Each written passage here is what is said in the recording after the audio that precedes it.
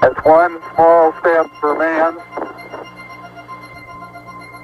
one giant leap for mankind. July 20th, 1969, the culmination of nearly a decade of work that would lead to a half-century of technological innovations.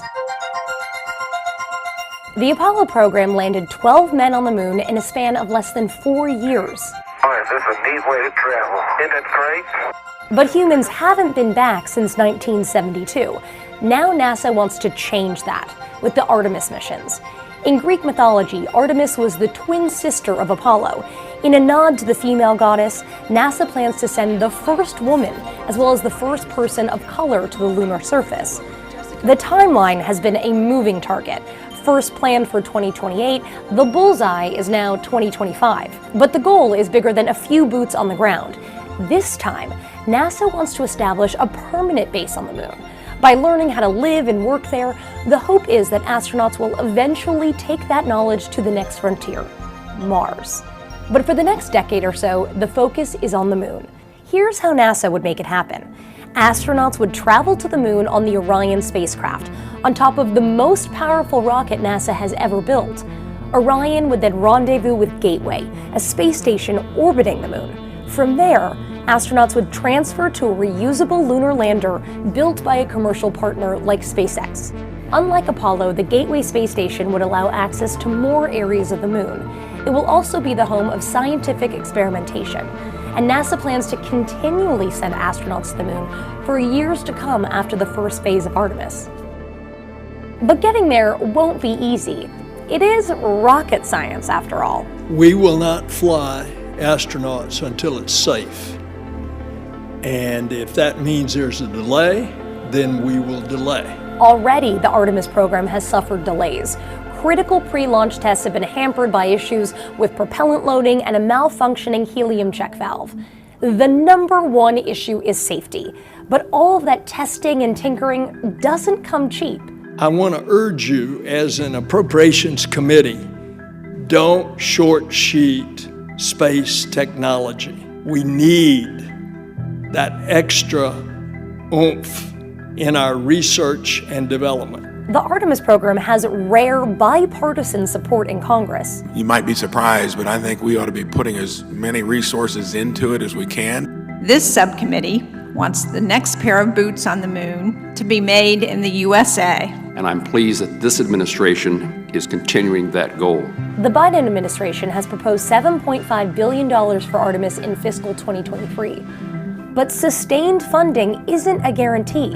Unfortunately, across all major NASA programs, schedule slips and cost overruns have increased for the 6th consecutive year, with cumulative overruns for your major project now exceeding $12.6 billion. In 2019, NASA estimated it would take $20 to $30 billion to get humans back to the moon. But NASA's Inspector General says that won't even be close. It estimates the entire program will cost a whopping $93 billion by 2025. Whether it gets full funding or not, NASA stands firm that the lunar landing will happen. We're going back to the moon, but this time we're going back to learn, to stay, to develop new systems, new technologies, new techniques on how to live a long time in that hostile environment. Because when we go to Mars, we're going to have to have learned that. In 1969, Apollo took humanity to new heights. By 2025, Artemis could prepare it for new worlds. It was a bitter cold but sparkling clear morning at Cape Canaveral. Here, the last seconds of the countdown. 3, 2, 1, and liftoff. Liftoff of the 25th Space Shuttle mission, and it has cleared the tower. All the communications between the shuttle and mission control indicated everything was going fine.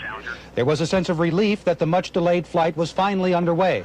Engines at 65%, 3 engines running normally, 3 good fuel cells, 3 good APUs. Engines throttling up, 3 engines now at 104%. Challenger, go at throttle up. Challenger, go at throttle up. It happened just over 1 minute into flight.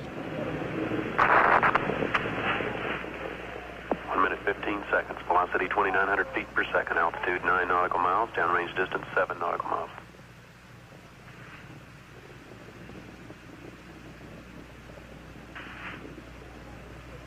From Mission Control, silence.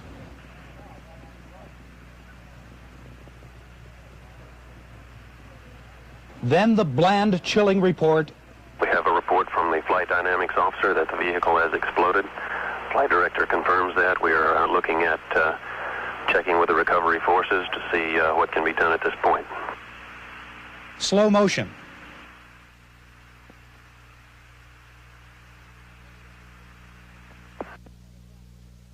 A search effort couldn't begin for some 15 minutes after this. Debris, they said, just kept raining from the sky. The head of the space shuttle program had no explanations, just sorrow at the tragedy. At 11:40 a.m. this morning, space program experienced a national tragedy with the explosion of the Space Shuttle Challenger approximately a minute and a half after launch from here at the Kennedy Space Center. Computer-enhanced video shows the explosion in detail. What explosion appears to happen at the rear of the spacecraft around the main engines, perhaps in one of the two solid rocket boosters. Then a blast higher up. The shuttle was instantly a blazing fireball.